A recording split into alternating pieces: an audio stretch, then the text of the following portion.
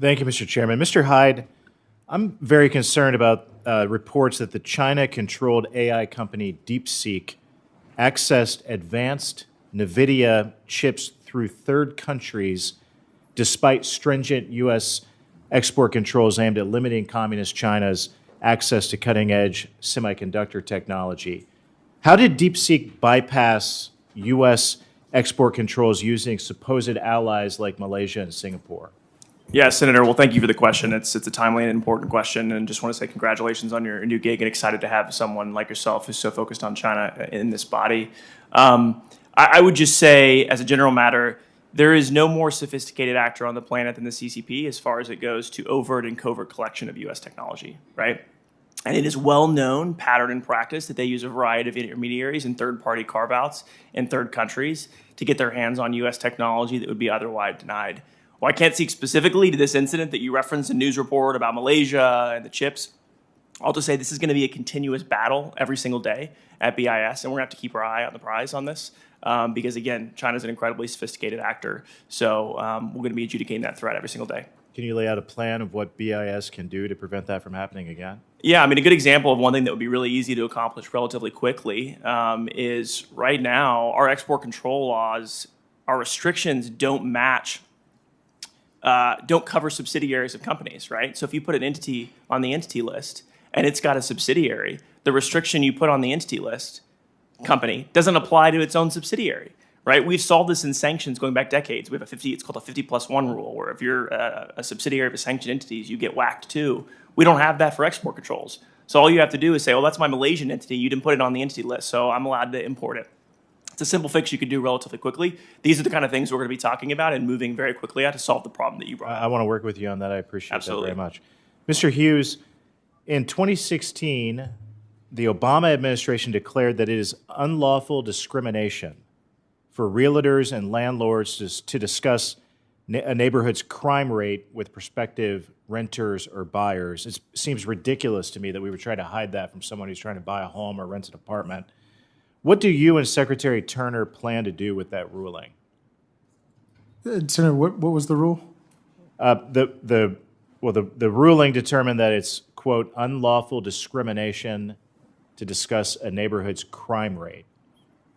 Okay. Well, I can tell you that Secretary Turner and myself, now in my current capacity and if confirmed, are going to do everything we can to champion fair housing laws and enforce it through everything we can do at HUD and working with the Department of Justice. Sir. In Secretary Turner's confirmation hearing, he agreed that that's outrageous. Absolutely. I assume that your reaction, you might not Yes, know sir. the ins and outs of the ruling, but you would agree that that's ridiculous. We should change it. I want to work with you. Absolutely, yes, sir.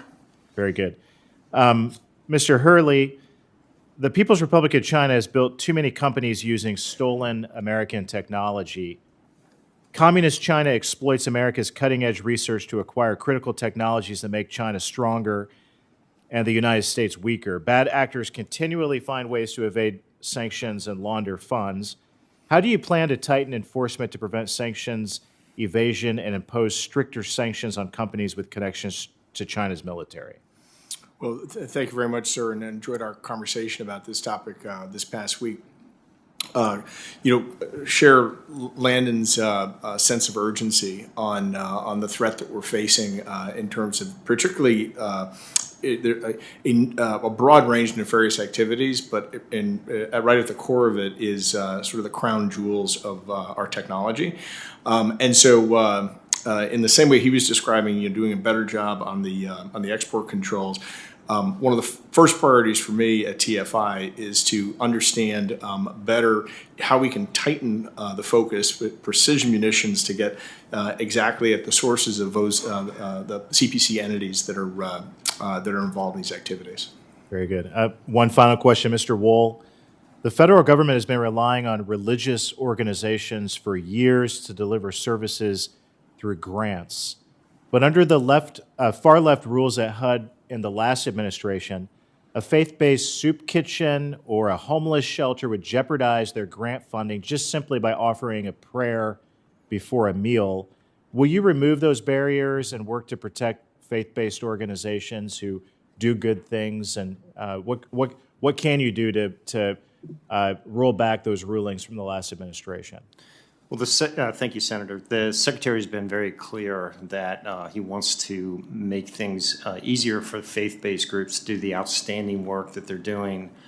They are being cut out in certain instances because of certain conditions that are put into grant awards. We want to take a very hard look at all of that and see how we can make it. My understanding now is some of the faith-based groups won't even submit an application because they know they're not gonna be awarded the funds, and we need to change that messaging. We need to include them. They do outstanding work, and we want to encourage them to continue to do so. I want to work with you on that as well. Thank you to all of you. I yield back. Thank you. Thank you, Senator